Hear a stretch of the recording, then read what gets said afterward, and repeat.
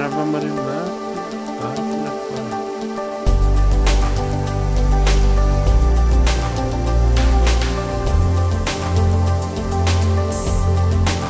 Scena Sars alla distanza.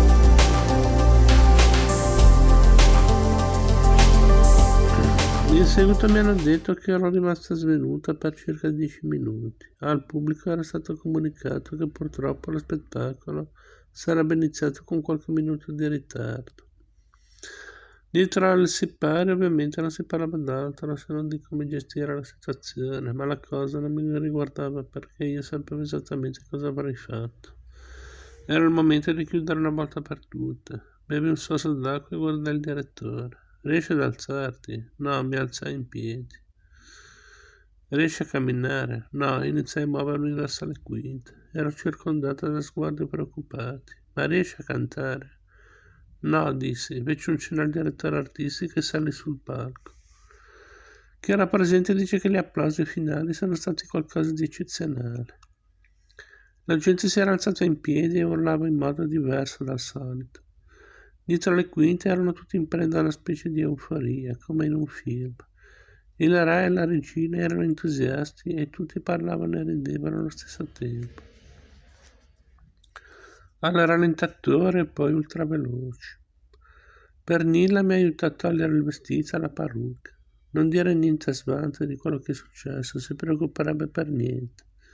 Annui, dal foyer di sopra arrivavano voci che parlavano in svedese, francese, tedesco e spagnolo. Sembravano felici e mentre mi accompagnavano al taxi vidi come alzavano i calici di champagne per brindare. Brava, bravissima.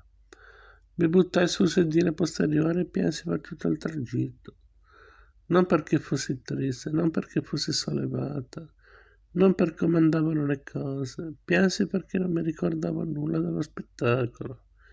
Era come se non ci fossi nemmeno stata.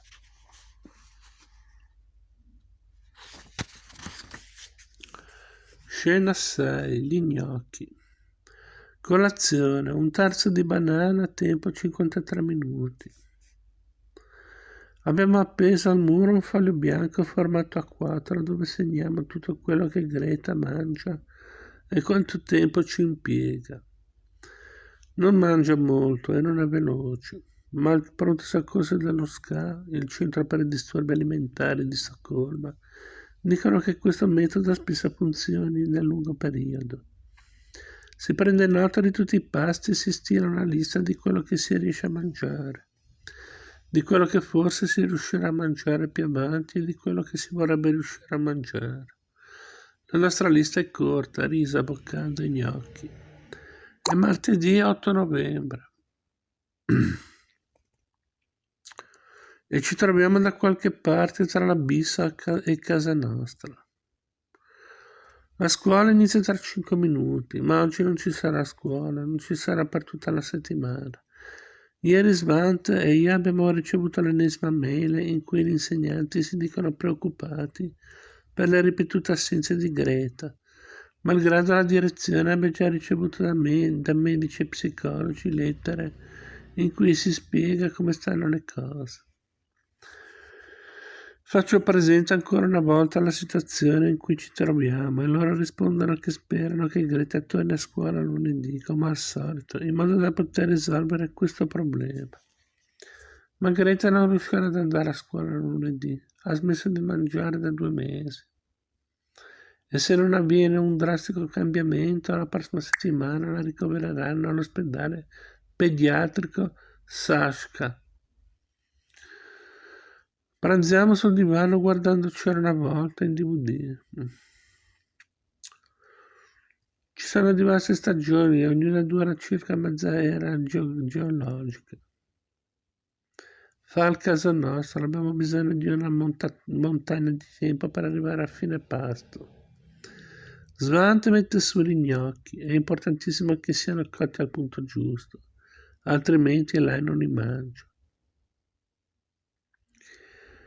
Ne mettiamo sul piatto un numero ben preciso, è un difficile gioco di equilibri, se sono troppi nostra figlia non mangia niente, Se sono troppo pochi non mangio abbastanza. È ovvio che non mangio abbastanza in generale, ma anche il più piccolo boccone serve e non deve essere sprecato. Greta si siede e mette in ordine gli gnocchi. Li rigira, li schiaccia e poi ricomincia da capo. Dopo 20 minuti inizia a mangiare, lecca, succhia e mastica bocconi piccoli piccoli, lentamente. Ha finito di mangiare una parte, 39 minuti. Iniziamo la seconda parte e annotiamo alcuni tempi intermedi, il numero di bocconi, ma non diciamo niente. Sono piena, dice d'un tratto, non ce la faccio più. Svante e io non ci guardiamo, dobbiamo trattenere la frustrazione, perché ci siamo resi conto che è l'unica cosa che funzioni.